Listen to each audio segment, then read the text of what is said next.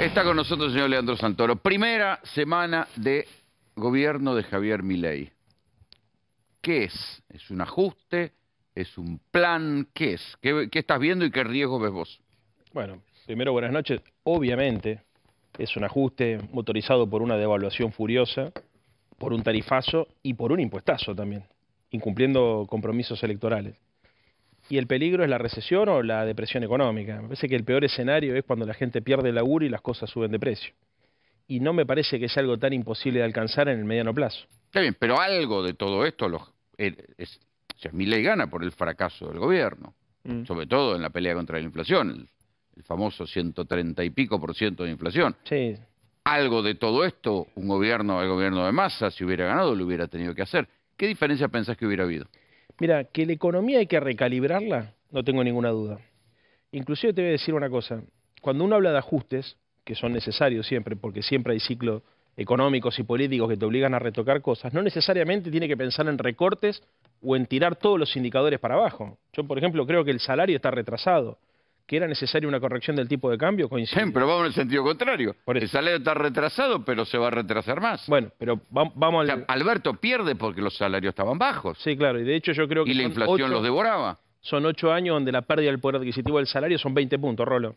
El tema es cómo uno ve la economía. Yo me la imagino como si fuera un tablero de música con los ecualizadores y vos cómo vas moviendo cada una de las perillas. Ahí la clave es la calibración, cómo vos equilibrás y armonizás la economía, no como la destruís. Porque si vos para ordenar la macro destruís la micro, no.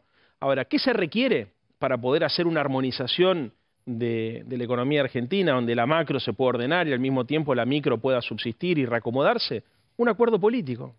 ¿Que había que hacer una corrección de precios relativos? No tengo la menor duda. Obviamente que había que tocar el tipo de cambio, yo también creo que hay que tocar retenciones, salarios, impuestos, hay que poner todos los instrumentos sobre la mesa, ¿no? De la política cambiaria, de la política fiscal, de la política monetaria, pero vos vas acordando con los distintos sectores en función de un proyecto de país. Esto no es un plan económico, acá no hay política industrial, no se habla de ciencia y tecnología, no hay política de desarrollo. Pero ¿cómo ponerse de no acuerdo? Hay acuerdo? ¿Cómo ponerse de acuerdo en un proyecto de país? Gente que piensa tan diferente. Uno dice es para allá, otro dice es para el otro lado. Yo creo que la Argentina tiene una única salida, que es la concertación. Me parece que, lamentablemente te digo, ojalá me equivoque porque quiero que nos vaya bien como país, pero yo creo que el principal problema que tiene Milei es su concepción extremista y dogmática de la política y de la economía. Se necesita pragmatismo económico y se necesita además pragmatismo político, pero el tipo muestra impericia política y dogmatismo económico. Vos un acuerdo lo tenés que construir con gente que es representativa, con el país real. Él no podría haber hecho otra cosa, podría haber llamado a un acuerdo económico y decir, señores, esta es la gravedad de las cosas, hay que hacer este ajuste. Hizo todo lo contrario, insultó a los radicales, insultó a los peronistas, insultó a los que estaban con él y se daban vuelta y le decían... Bueno, pero así ganó. Bueno, está bien. Pero una cosa es ganar, otra cosa es gobernar, Rolando. Insultó a Burrich y después está como ministro. Entonces, quizás es la forma. Lo que yo digo es, más allá de Milei, la Argentina necesita un gobierno de concertación, donde se puedan sentar a la mesa no solamente los partidos políticos, que tienen que estar, por lo menos todos los democráticos, sino también la fuerza de la producción y la fuerza del trabajo. Si no, no tenés manera, porque había que reecualizar la economía, sí. Habría que calibrar un ajuste, sí, pero que vos ecualices un ajuste no significa, por ejemplo, que todo sea para peor de la gente. Por ejemplo, hay que sincerar los salarios. ¿Y por qué no lo hizo el peronismo? Bueno, una de las propuestas que tenía Sergio era el tema del gobierno de unidad nacional. Yo creo que ahí el principal... Está bien, pero ¿por qué no lo hizo Alberto? Porque hay un problema con el poder político. O sea, a ver... Porque llegamos hasta acá, sí. Y casi te diría que... Alberto no tenía poder... Es por culpa del gobierno de Alberto. Sí, y de Macri. Porque si no... No, lo de Macri lo doy por descontado. Sí, pero digo, Alberto no entendió la gravedad de lo que heredaba de Macri.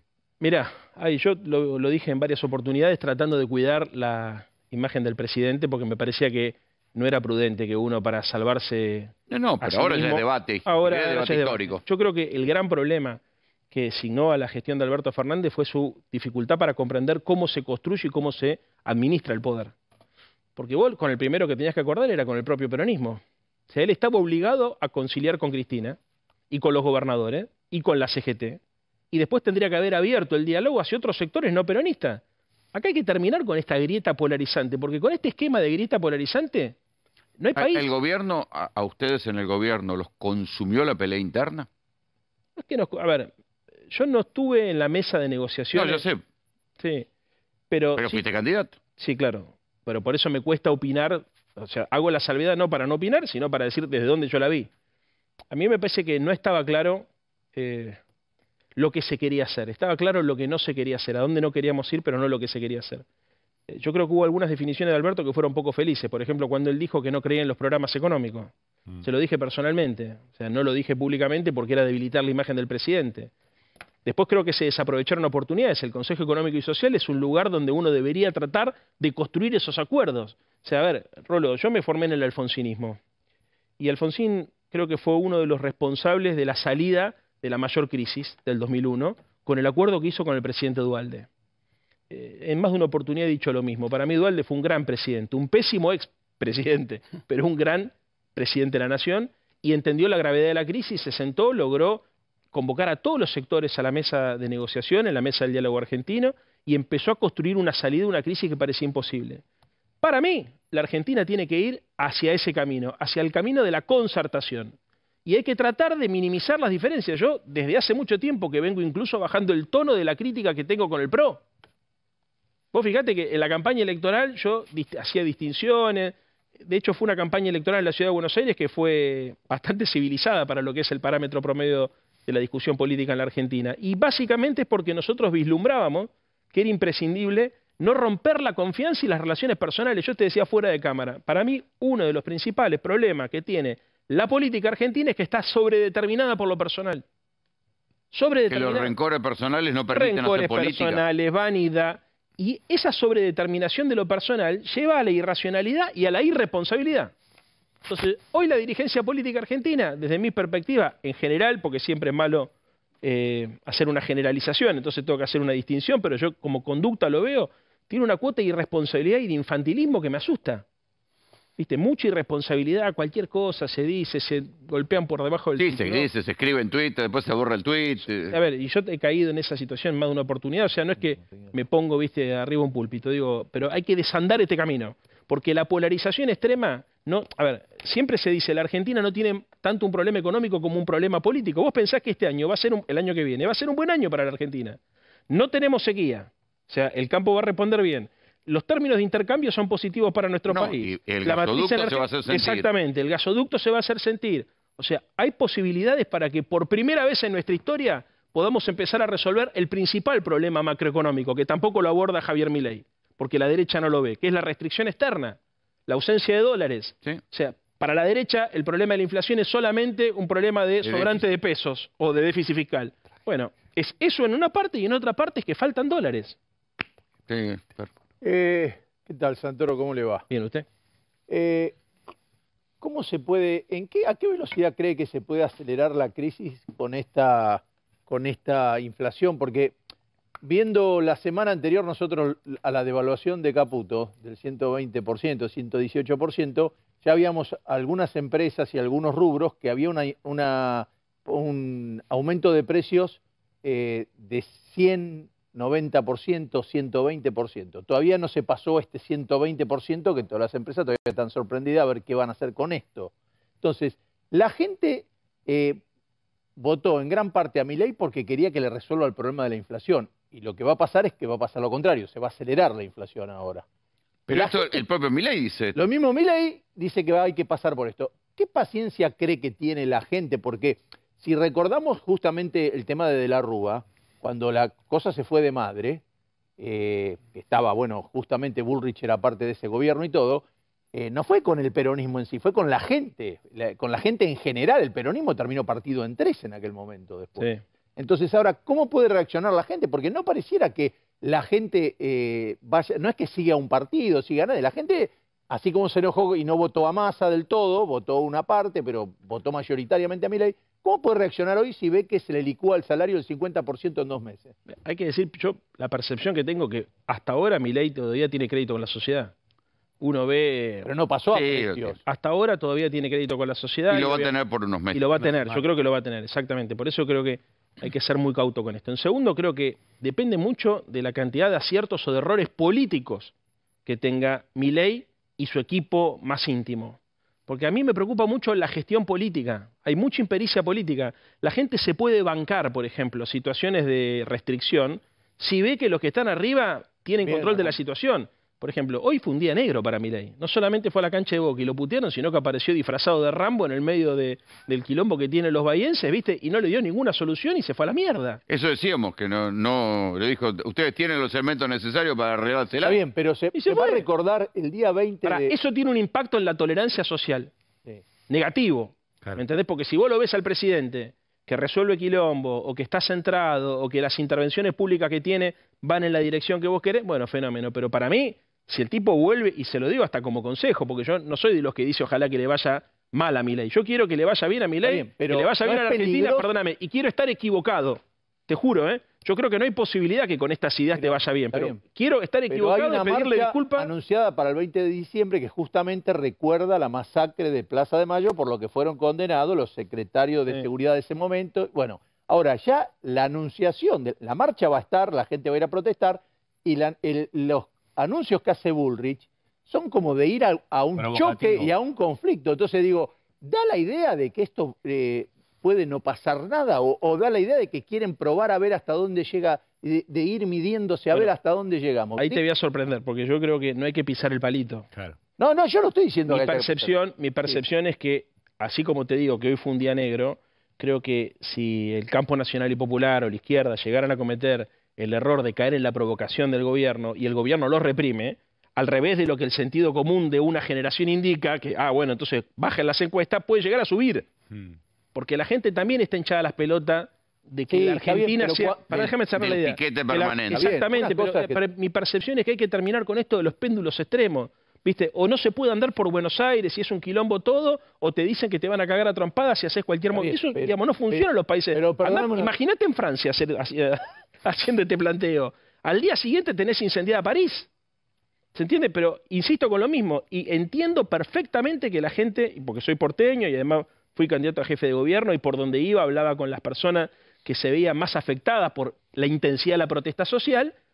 Entiendo que hay que hacer algo, pero no esto, macho. Lo primero que hay que hacer es distinguir entre el derecho a la protesta social y el piquete extorsivo de poca gente. Rolo. Ahí es donde hay que intervenir. Ahí sí es donde te doy la razón de la necesidad de pericia política. Exactamente. Y bueno, hay que distinguir. Una cosa es la protesta social, porque si no, la marcha del 24 de marzo va a considerar que es pero usted estuvo diciendo recién que le pareció un gran presidente Dualde. Y Dualde no cayó por un desgaste, cayó por la masacre de Costec y Santillán, que quedaron las imágenes esas de la policía tirándole los tiros. Digo, hay cosas que son muy planificadas, que uno puede decir va para este lado, va para este lado, pero hay momentos que... Sí, pero los tiempos cambiaron. Yo entiendo lo que dice Leandro, que tal vez en esta época, con el hartazgo que ha generado la hipertrofia de los piquetes, un disparo genere hasta el apoyo de la gente a la mano dura. Que se aplaudiría. Se sacó la resolución 210, que prohibía a las fuerzas de seguridad llevar armas letales. Eso van a ir a las manifestaciones con armas letales. Por algo hubo ¿Por qué hubo desaparecidos en Argentina? Porque voy a poner un ejemplo claro que me contaban ayer hinchas de Rosario Central. 100 personas estaban en el obelisco. Vino la policía y los desalojó. Y le dijo, no, vengan, me dice, que váyanse antes que bajen los que están apostados. Fue la frase que le contaron a un periodista, a un colega, un amigo, hincha de Rosario Central, que estaba festejando, estaba festejando el triunfo como quizás hoy vayan los de Román. Está bien, pero eso es el derecho de reunión y el derecho de protesta. Los corrieron. Había más efectivos de policía que hinchas de Rosario Central festejando el campeonato si tuvieron que ir ante la amenaza que venían efectivos policiales de las fuerzas federales, que le decían los propios agentes del dispositivo. O sea, el jefe del operativo les dijo, córranse, porque vienen los grupos que están apostados. Eso significa que en algún lugar de la ciudad de Buenos Aires hay efectivos de fuerzas federales esperando un piquete. Yo lo que me parece que es difícil de entender es que vos agarrás el gobierno, haces un plan económico y traes un hombre que ya está, vino Giacomini y todo, está quemado de antes por tomar deuda, por todo lo que quiere explicar, ya tiene un pasado que lo condena. Traes una ministra de Seguridad que ya se enfrentó con con la CGT, que llenó una Plaza de Mayo con el tema de Maldonado. Digo, es una cuestión que una chispita puede traer un problema y a la semana estar diciendo, bueno, ahora vamos a ir con armas letales. Yo no sé, yo creo que si justamente hubo desaparecidos en la Argentina es porque Videla no quería fusilar a nadie ni hacerse cargo, quería esconder todo debajo de la alfombra. Mató un montón de gente y la escondió debajo de la alfombra Sí, hasta pero que se también hay descubrió. que asumir que una parte de la sociedad está harta y quiere mano dura en la calle. Bueno, está bien. Yo creo que las muertes generalmente después terminan vemos. con los gobiernos. ¿Pero quiere mano dura contra un piquete o contra la inseguridad? Bueno, pero por eso la política tiene que Las cumplir, dos cosas, ¿eh? la política tiene que cumplir un papel. O sea, la política tiene que armonizar. Sí. Bueno, No, ¿ves? y no hay que gobernar con las encuestas. Hay que... A eso iba. Lo que pasa es que... A eso iba. Si la política tiene que cumplir un papel, porque si no... A ver, yo recuerdo cuando se discutía en la Argentina durante la época de Menem la pena de muerte, lo que había dicho Alfonsín en su momento, paren la mano, muchachos, porque, a ver, digamos, los climas de época te van para un lado para el otro y así no se puede construir un país. Entonces, yo coincido, digamos, a ver, primero, el primer punto del protocolo antipiquete sería bajar la conflictividad social mejorando la distribución del ingreso. Porque si vos lo que vas a hacer es generar una recesión, vas a despedir 300.000 personas de la construcción, 200.000 del sector público, eso va a tener un impacto en el comercio, aunque la gente no se da cuenta porque dice, no, el ajuste sobre el Estado. Bueno, es que no entendés cómo funciona la economía argentina, ¿no? Cuando vos afectás la economía del sector público, afectás la economía del sector privado. Totalmente. ¿Eso qué va a generar? Tensiones sociales, movilización, disconformidad. Si vos suponés que vas a resolver eso con represión, bueno, ya sabemos, es ajuste, recesión con represión. No, porque está la concepción de que la protesta social es manipulada Exactamente. por sectores malos, dañinos. Exactamente. Y entonces Pará, y termina una siendo parte una pelea de aparatos. Es que hay una parte que probablemente... Pero es como todo en la Argentina. Las mentiras no se construyen solamente con invenciones mágicas. También con medias verdades. A ver, yo tampoco soy ingenuo. Sé que hay un montón de gente que es víctima de la manipulación de algunos inescrupulosos que lo llevan a hacer cualquier cosa, a cortar... Gente que va a la marcha que no sabe por lo que va. Ahora, eso no es ni en pedo la mayoría. Que hay esos casos, nos hemos cansado de verlo. En general, en las sociedades como las nuestras, la gente se moviliza cuando gana la selección, cuando te cortan la luz en Caballito y no tenés, viste, para conectarle la Con la heladera. 125. Cuando la 125, cuando gana tu equipo de fútbol, la gente se moviliza. No, no, y va a ser Patricia muy Bullrich se injusto. movilizó En la con la marcha anticuarentena. Exactamente, Y va a contra ser la muy infectadura. injusto si vos dejás movilizar a unos y no a otros. Lean, gracias por venir, como siempre.